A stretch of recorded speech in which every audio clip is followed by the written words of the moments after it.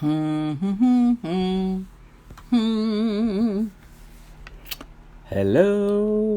hello, hello, hello, Cecilia, Jazz Oshun, Ashe, hello, Tiffany, hello. Mystic Matters, a free woman. Selena, good to see you. And there's Turquoise Majesty.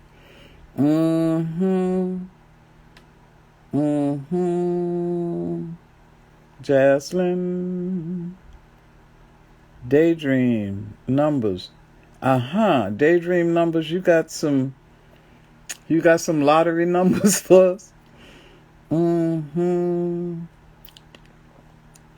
Good to see you all. Good to see you all. Not Miss Sparker. Hattie's house. I love y'all's names. It's really nice to be able to give yourselves handles,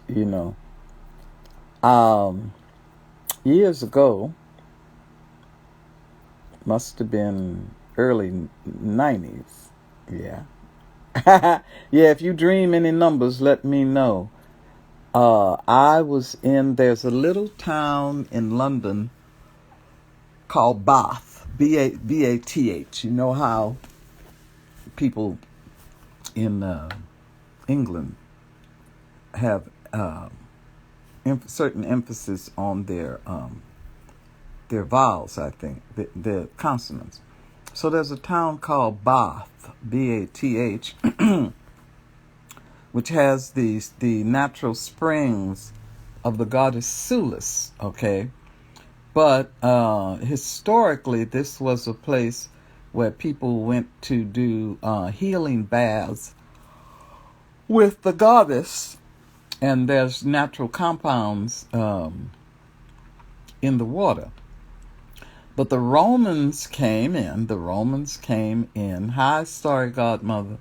The Romans came in and they put a structure around the thing so that they could control it. Oh, Lo, good to see you. Hattie's house, right on. Oh, named after my grandma.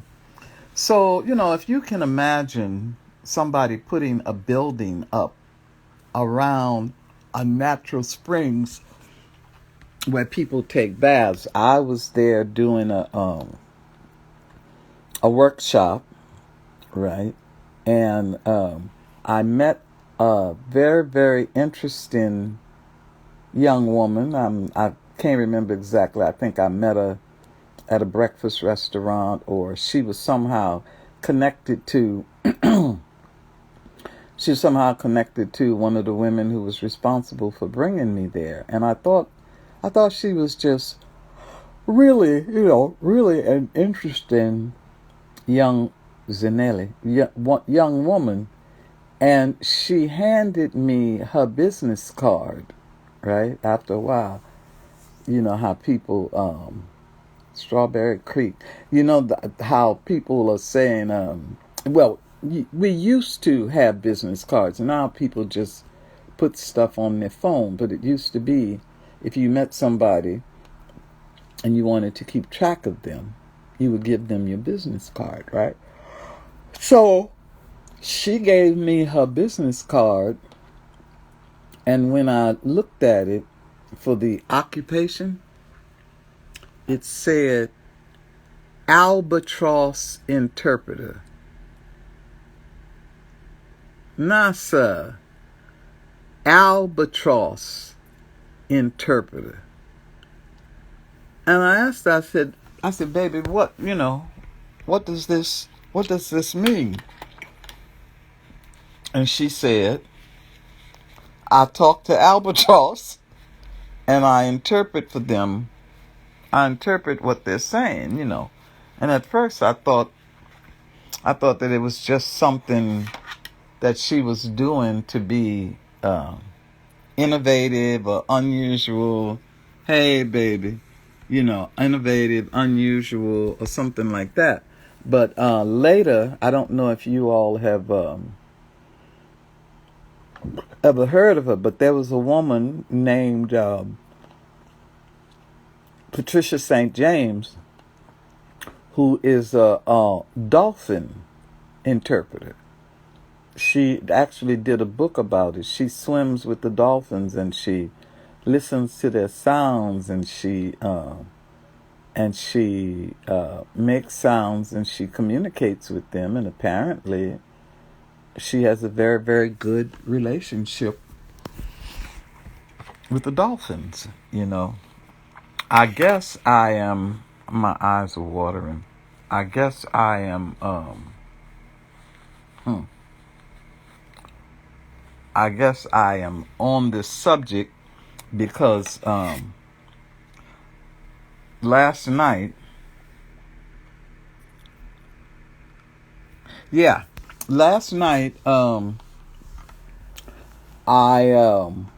don't know which one of them things it was. I don't know if it was Amazon Prime or Netflix, but there was a program on. Oh, it's on Hulu. Yeah, it's on Hulu. There's a program where they were comparing the animals of Africa with the animals of America and rating them on their power, their ferociousness, their unusual features, their dangers to humans, and so on and so forth, And if I'm recalling, in America, the buffalo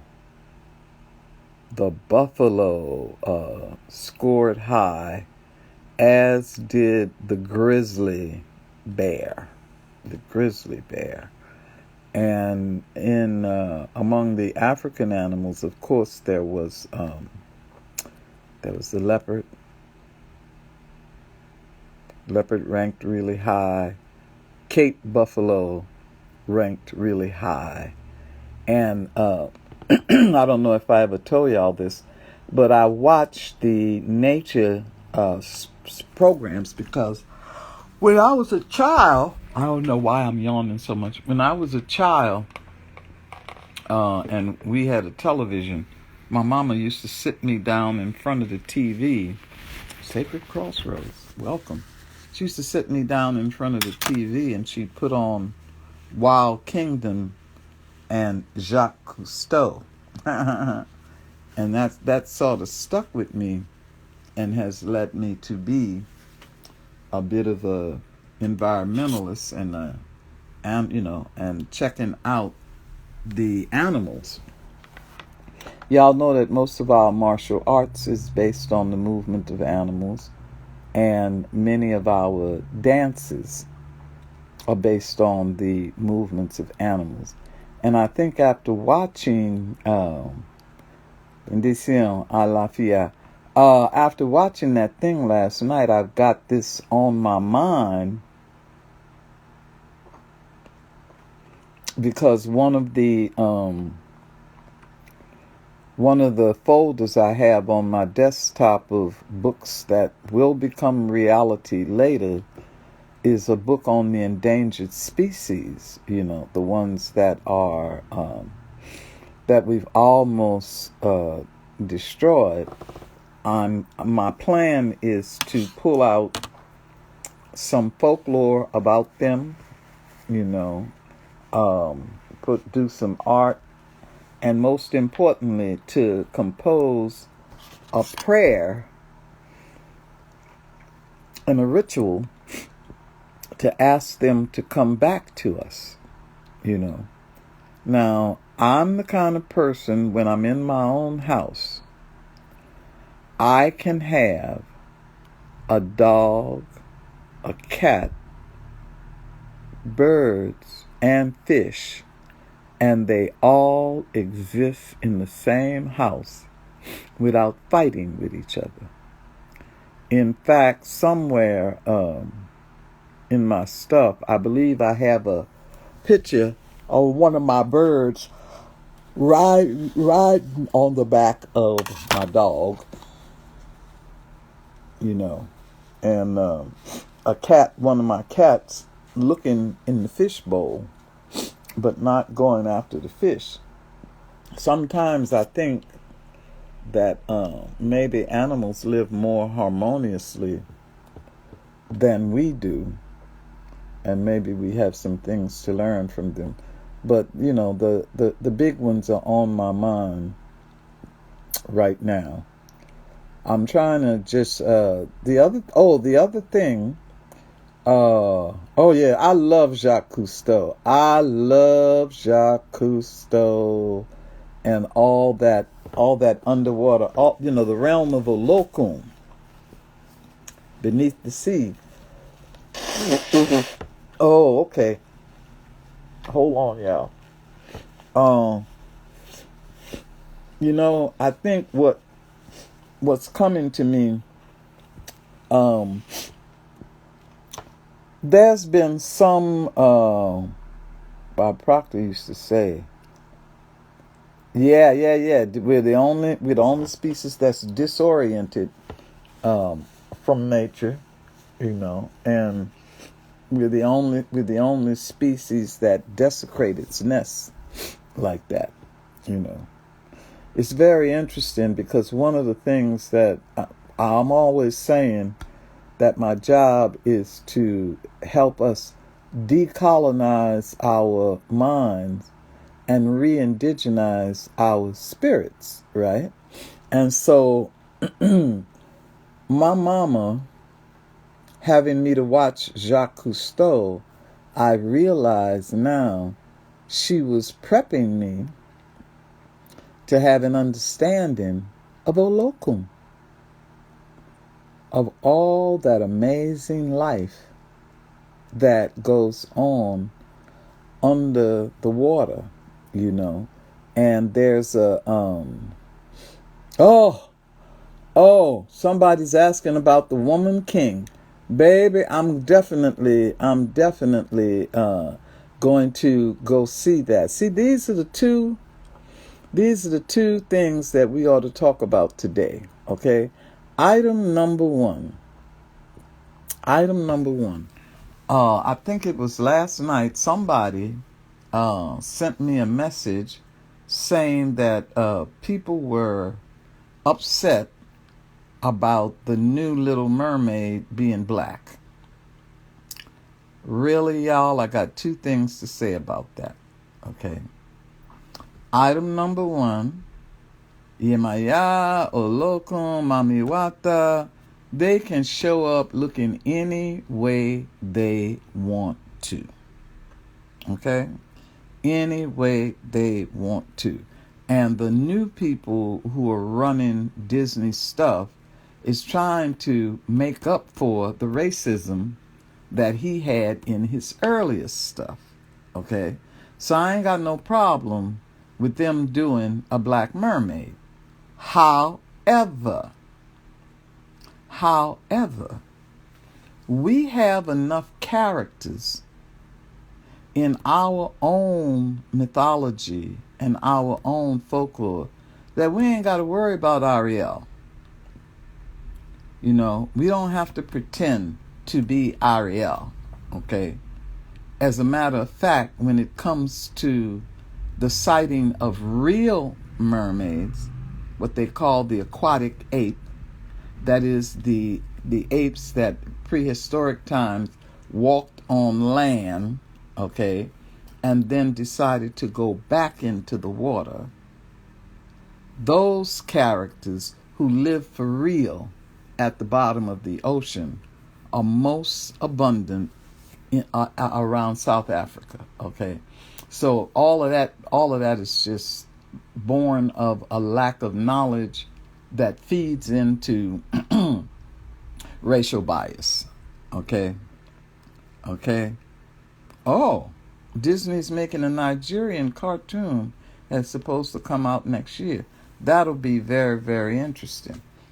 Now, I haven't made my way there yet. I just found out that the king queen, the woman king, with Viola Davis is now at the theater around the corner from me, and I'm hoping, Iwaju, okay, and I'm hoping to be able to gather up some women and go see it as a group, okay. Now, let me say this about that. Not only is that story true, those women did exist, okay? In West Africa, they were called the Mino, Mino, okay? They were the hottest, the baddest women warriors in Africa.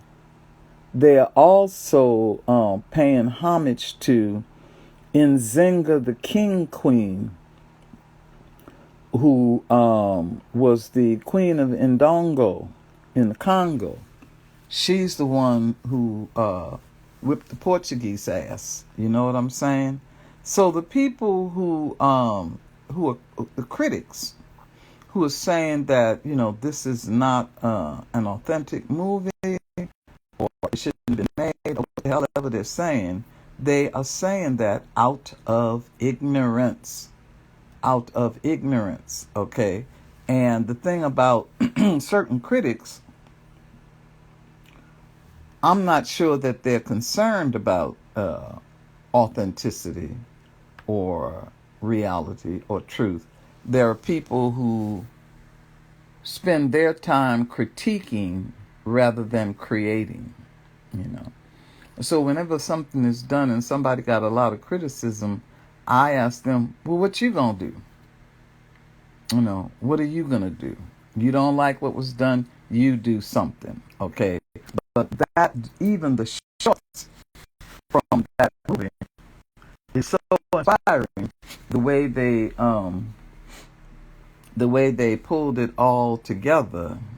Hi, Jane Love. And I'm gonna get very, very personal here and say, for anybody who thinks that the spirit of those women is not functional, I'm going to share something with y'all that I don't often tell people. But among the Mino in Dahomey, which is where this story is based, the women warriors were, they had three infantries, right? They had the club women, they had the elephant women, and they had what was called the razor cut women. The razor cut women were exceptional. Oh no. What is this? A lot of people are giving the criticism that black women are tired of being strong and masculine. I don't think this is what the move. So who said that strong belongs only to the masculine?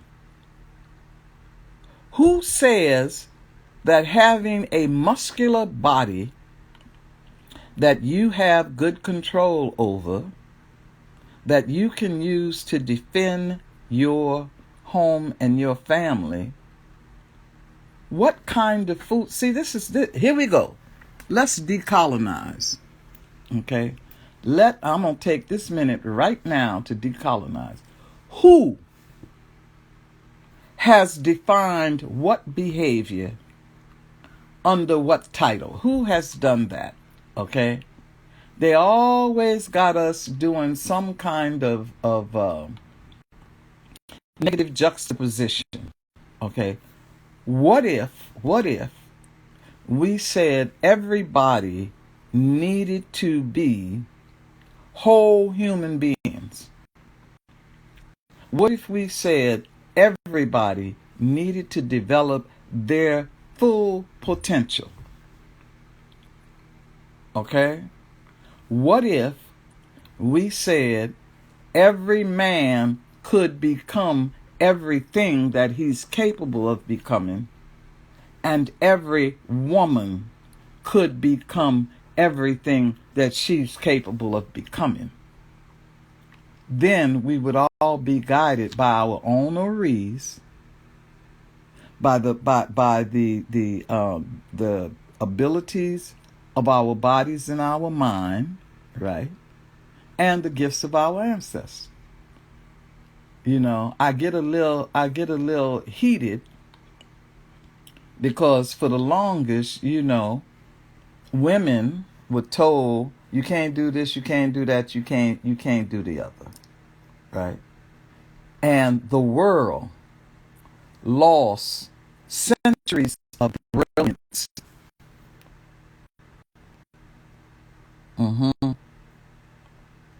Okay? Centuries of brilliance because of that. It was sometimes it was said, well, men can't do this and men can't do that and men can't do the other. Okay? What if, and this is that book I got to work on, what if the real guidance was not those external definitions, but see, because we don't have our centayers, because we don't have our centayers, we don't know who our children came here to be from birth.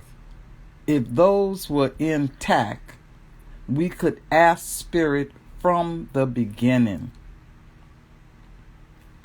how should this child be developed? We had some whisperings of it when I was coming up, because the old folks, for example, a baby would be born and the old folks would look at the child's hands and say, oh, look at this baby's fingers. This baby, we better get this baby a piano, otherwise he could grow up to be a pickpocket. So you had either pickpocket or piano fingers. You know what I'm saying? We looked at our children early and saw that they had athletic ability, or they had artistic ability, or they had an interest in something or other. You see what I'm saying? We have to get back to that, where people are allowed to express their spirit. Okay, now let us go to the next thing that I saw passing here, because this is one that people of color have really, really got to deal with. I just saw that one of the critiques is that we should not support this film because Dahomey was one of the large slave traders. The Yorubas traded slaves, the Igbos traded slaves, the people in the Congo traded slaves, okay? You had Native Americans who were enemies with other Native Americans, all right? Every kingdom that has ever fallen has fallen because of corruption within, okay? And attack from without. Selena, what do you want me to do? So, these are the responses of lazy minds, okay? For those people, I say you need to do three things. You need to study the internal history of Africa so that you know what was going on, so that you know that people came from the Arab world and invaded and set certain kinds of slavery in motion that was different from the servitude that we had with each other. Okay? And especially, you need to spend some time learning what the hell was going on in Europe, because they were exploiting each other also. You need to learn world history and human behavior so that we don't end up out of ignorance duplicating the same thing. Okay? So the thing here is, learn your history. learn everybody's history. Again, you know what, y'all? This is why Cracking the Ancestral Code 1 is such an important class. Because we don't play with it. We look at every ancestor that we have. We track them, we track them in a linear fashion. Who was great grandma? Who goes down the line physically, and we track them emotionally inside. We track them emotionally inside. Okay, who are you carrying? That's right, witch burnings, Spanish Inquisition, the killing all over the place. We track what is the impact of our ancestral heritage. What are we carrying around in us? So the people who are saying, well, we shouldn't support this movie because learn the whole history. And most importantly, ask yourself, are you saying that because somewhere in your consciousness you're holding some guilt and shame? And if you are, and you want to be healed from it, take Cracking the Ancestral Code 1, because I can get that shit for you wholesale. The healing of that. Okay? And the flip side of it is once you learn world history, you understand that once you take the foot of colonial oppression off of your neck, okay, once you take that foot off of your neck, you have the option to see your place and everybody else's place in nature so that we can get back to being the children of Mother Earth. Okay? Being the children of Mother Earth. And see, we have gotten to a place now, if people ain't paying attention, the earth is getting sick of our bullshit. She drowning us, she cooking us, she dropping us through big holes, she's choking us, she's sending viruses and stuff. We really, it's time for us to grow up. Now let me be real clear, in case anybody misunderstands me. I am not excusing anybody for their bad behavior. I'm not excusing, okay? I am not excusing the colonialists. I'm not excusing the slave sellers, catchers, or buyers. I am not excusing the people who raped the lands and killed the people. Everybody got to come clean. Okay? It is time for all of us to do very, very careful self-examination. This is one of the reasons why the Olokun Rising festival that we do, the first thing we do is ask the water to forgive us. Forgive us for our ignorance. We can't do without water. Okay? Add a moderator. Okay? We cannot do without water. We don't have no dominion over nothing. That's the colonizers' thought. I don't want Mama Water to be kicking my ass, okay? You know what I'm saying? So I know I'm going off the deep end a little bit, but I really want us to understand that we are beyond critical mass. This is the point where we really, and it calls for courage. It really calls for you to stand up for yourself, to stand up for your ancestors, to stand up for each other, to stand up for nature. And it can get real tiring. It can be real heartbreaking. But the answer to that is each other. We are each other's strength. We are each other's beauty. Yeah. See, humans think we're the apex predator. Oh, baby. How do we ask the water to forgive us? Well, Pakistan and Puerto Rico underwater right now. When we do the Olokun Rising, which we did it in April, right? Oh, wherever you were during that festival, early that day you were asked to take offerings to the nearest body of water that you can get to. I mean, even if most people went to the ocean or the river or a local pond, or some people had to go to the fountain downtown and even to their kitchen sink, right? And we made offerings of flowers to the river, or cornmeal at the kitchen sink, or something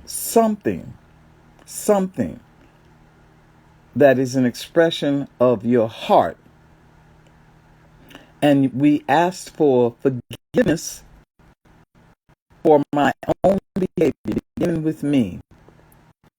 Remember the times that I wasted water. Okay?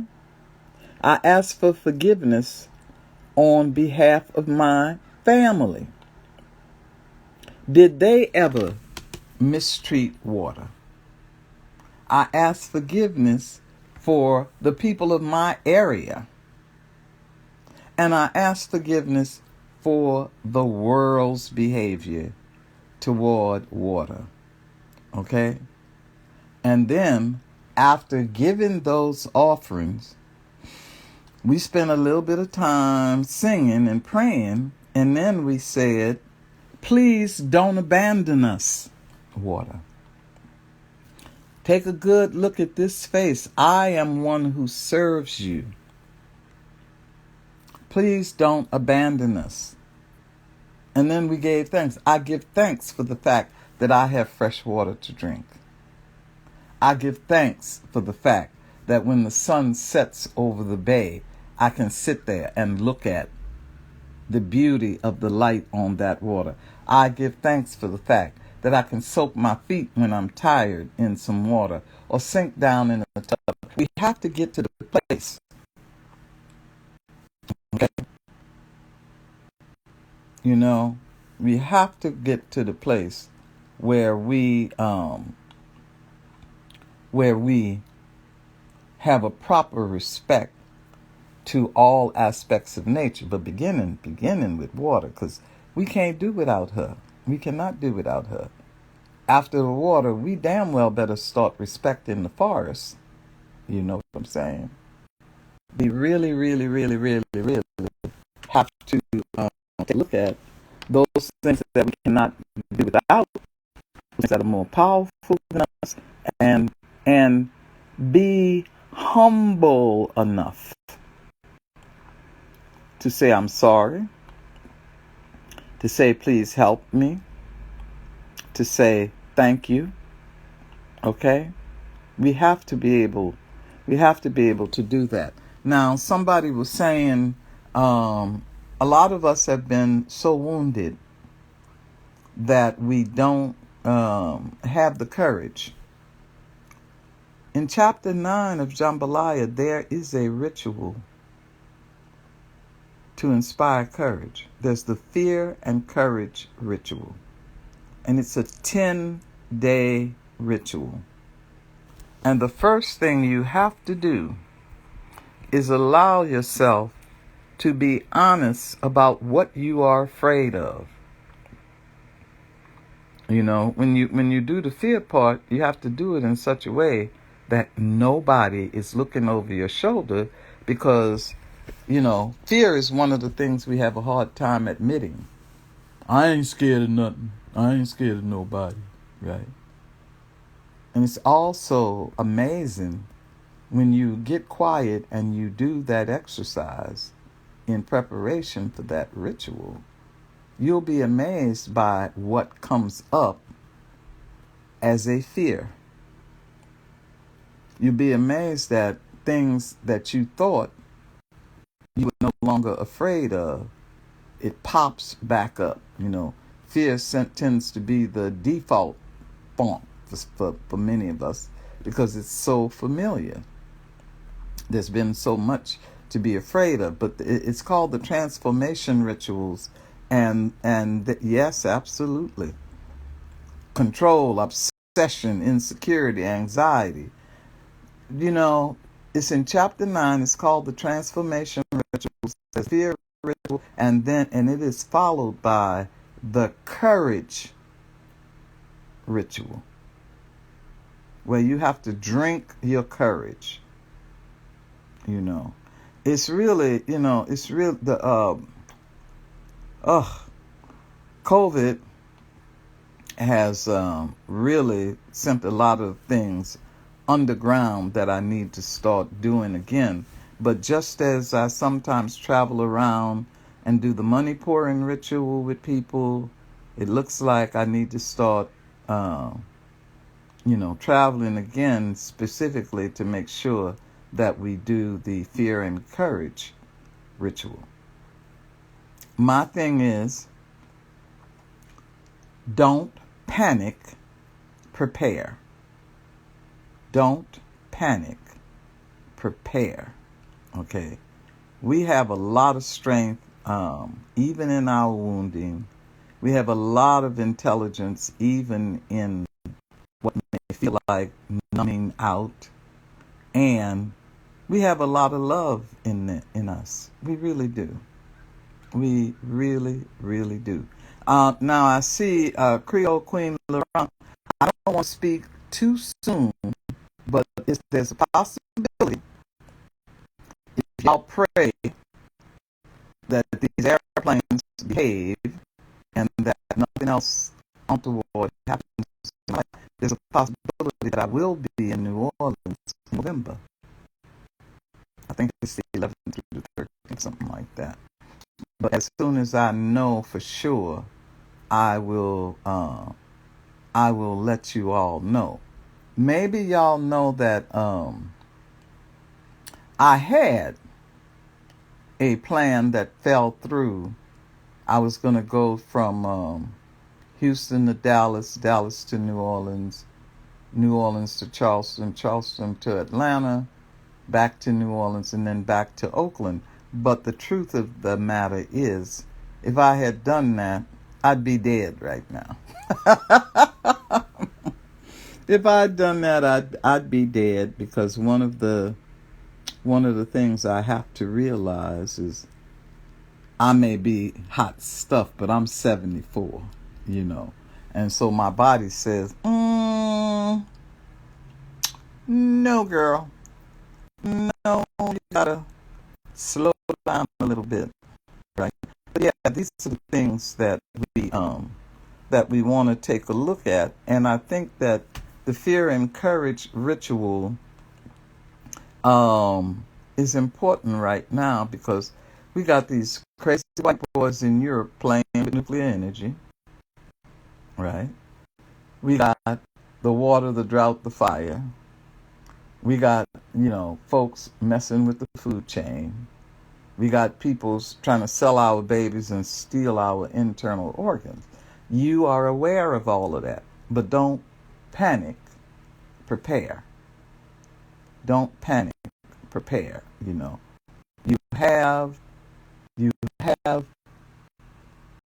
You will be able to, in cracking the ancestral code, you'll be able to access the resilience of those ancestors who are here to assist you. If they've been an abstract concept for you, you will feel them. That's what you have to get used to. Is you say, "Oh, ancestors, y'all come help me," and then you hear somebody say, You rang. You rang.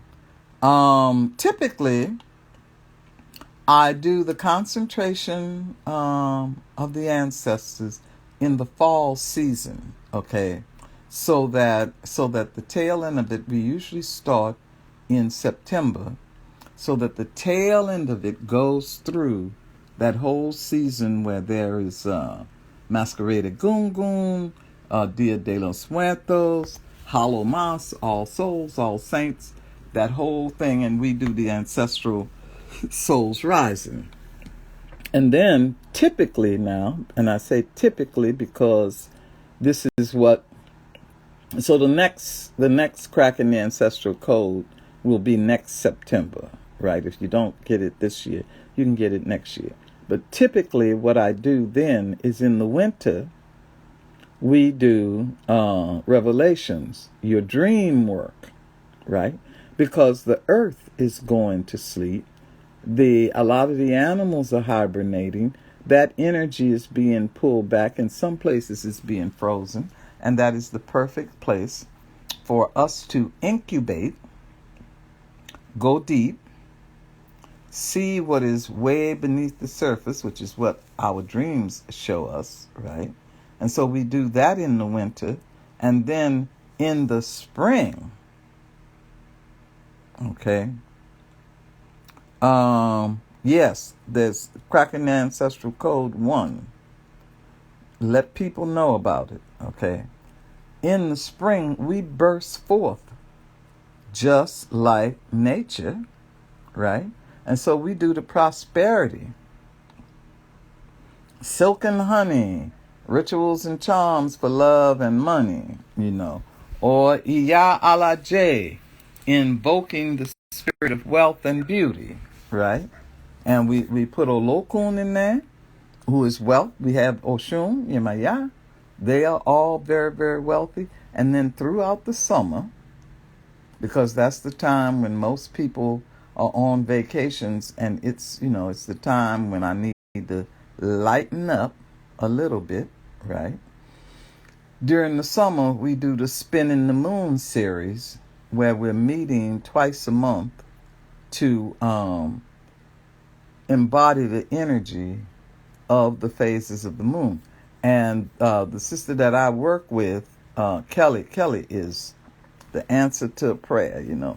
I know a little bit about astrology, but bless my heart, Kelly is up on it. She's laid my stuff out for me, my astrological stuff, for the next 4 or 5 years. I'll be able to consult the stuff that she's created for me to know the right time to do what. Like right now, y'all know we got 5 retrograde planets, especially Mercury. So you want to do the right thing at the right time. The other thing is, if you are somebody who right now your situation doesn't allow you to totally enroll in a class, right? Go to Patreon, because there are different offerings on Patreon. Yeah, we'll definitely find ways to connect, to stay connected, to address the things that we need to. Yeah, the inner purge. I really, we've got about 15 more minutes before I need to move on to the next thing. But I do want to say to people, there's some things going on right now where folks really have to look at their shadow, and the way it kind of works, what you press down, what you deny, what you scream no to, especially if you do it because you're worried about your outer image, that stuff sinks in the shadow, Okay. So for me, I think that I'm a courageous person. I struggle to be courageous. Shango is my father. Oshun is my mother. But Shango is my father. Which means my courage is tested regularly. Okay? So those few times when I find that I'm really scared, ooh, baby, I push that stuff down.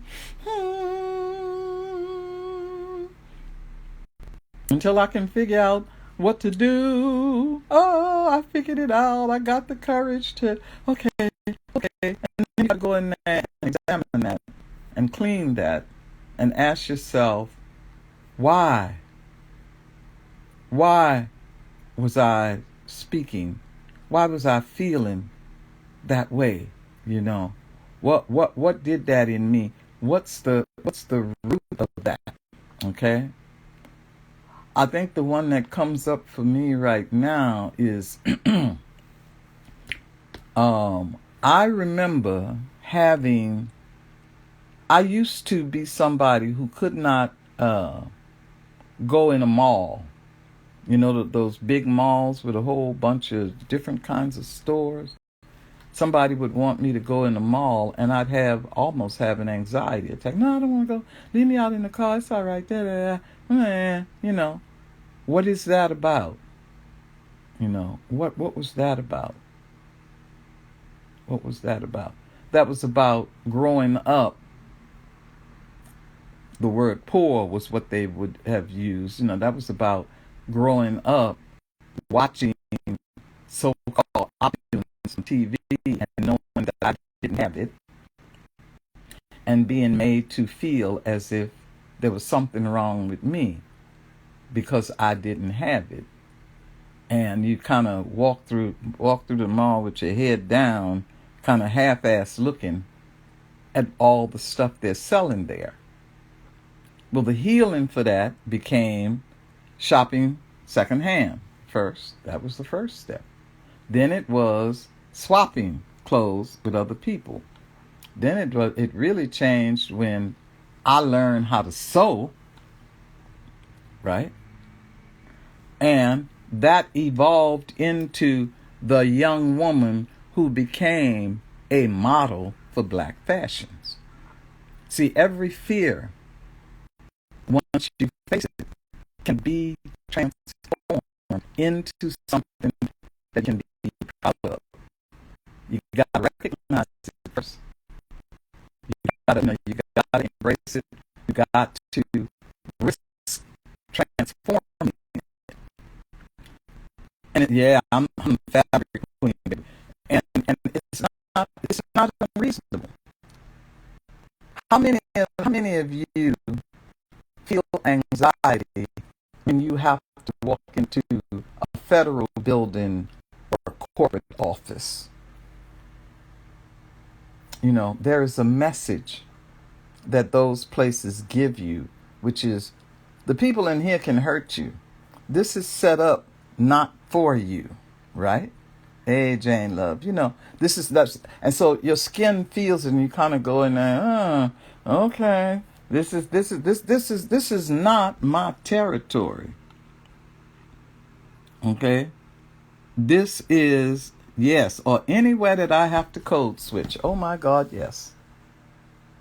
But y'all know I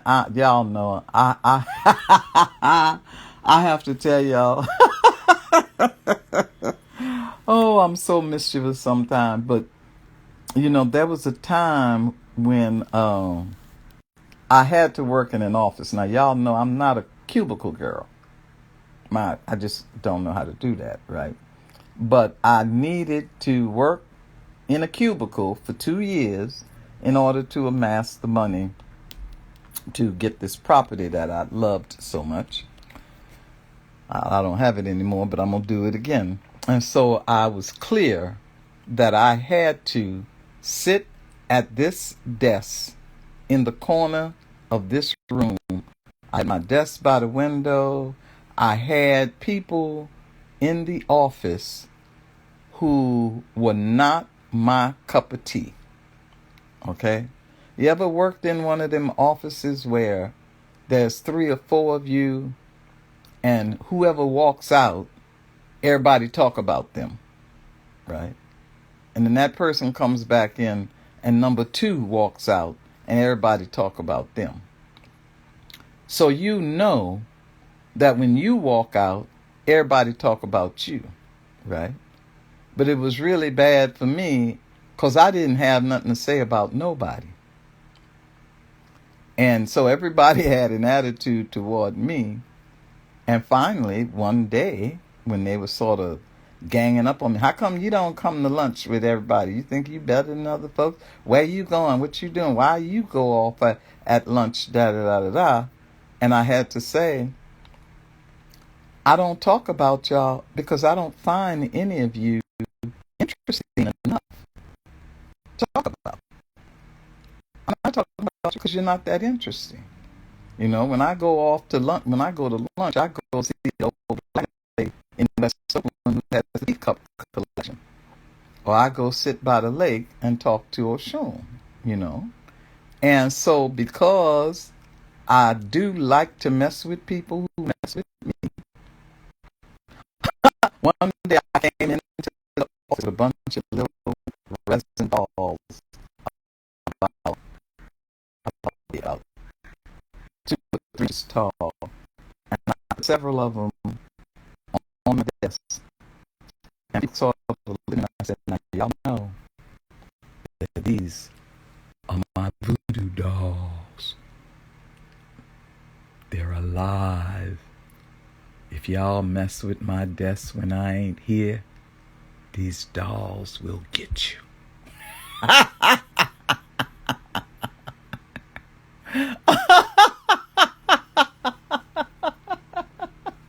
You gotta have a combination of humility and humor, child, or you are not going to make it. I got about 5 minutes before I need to get off, but I'm hoping that I will see you all either in Cracking the Ancestral Code 1 or on Patreon. I want to encourage you to go see the movie, The Woman King. See it in groups. Go 3 or 4 at a time. And then talk about the movie and do some research. My library, when I move into a new place and have all my books out, I will be able to put my hands on it easily. But, yes. There's a book called Wives of the Leopard. Okay? It is about the Mino, the women warriors that movie is based on. Okay? A while ago, back in the 90s, I had the pleasure of being part of a Broadway play called Zinga, the Queen. Okay? And since I'm on this roll, let me tell y'all something. The popular media, up until recently, gave you the image of the princess as a little puffball whose daddy locked her in a tower or something, and somebody had to come to wake her up, and she was delicate and all that. That has never been the indigenous image of a princess. That has never been the image of the king's daughter. Let me say that with authority. Okay, with authority. There's a book called Women Warriors that you may want to get that show you courageous women fighting on behalf of their people all over the world. But, the little puppet has never been the African idea of what a princess should be. Okay? And neither our mermaids are not like little Ariel either. Okay? Actually, the original mermaids were not like that at all in most cultures. Okay? In most cultures. So I'm saying somebody earlier was asking about Oba in the new book that is coming out, and it should be out in spring. It's called Calabash of Cowries. I have a special piece in there about the goddess Oba. Okay. I don't know of a book that is just all about her. But if the only thing you've heard about her is her cutting her ear off and making a nasty soup, there is much, much more. Okay. There's much more to her than that. If you go to Obamosa, which is her hometown, you find out not only is she one of the three sisters of the cemetery, yeah, and Iwo. Okay, not only is she part of that, okay, but she is also a protector of those who are at sea. She is also attributed with being a jeweler who made amazing crowns. Okay? Now, the popular story says that her and Oshun fought over Shango. Okay? But when you look into it deeply, and this is why I want people to start looking at what the stories are saying about nature. There is a place in Nigeria where the Oshun River and the Oba River are in confluence. They come together, okay? And under the river at that point, there is a volcano that erupts. Maybe that story of conflict between Oshun and Oba, maybe that's really a story about the river water bubbling. Okay? I give new thought, decolonize thought, and research and expression to these stories. Once the book is out, you all are going to love it. And once the book is out, I'm going to create curriculum around it.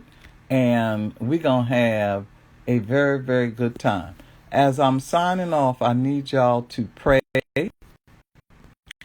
for me so that I can get a house that will really, really sustain me. I got to get out of this basement apartment that I'm in.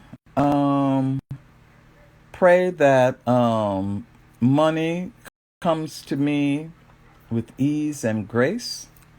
I pray that we are all protected from the madness that is going on.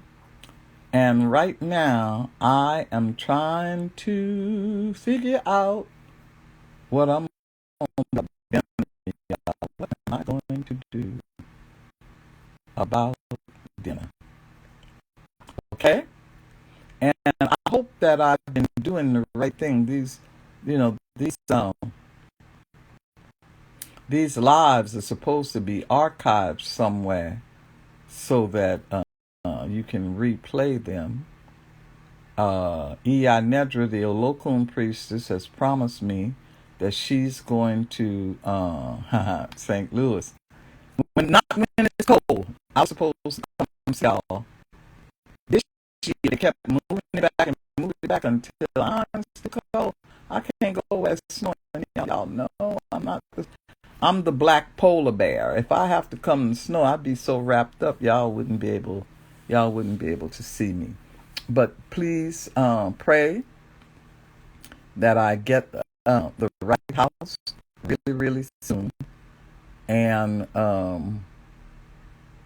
once that happens, things will really change up and get better.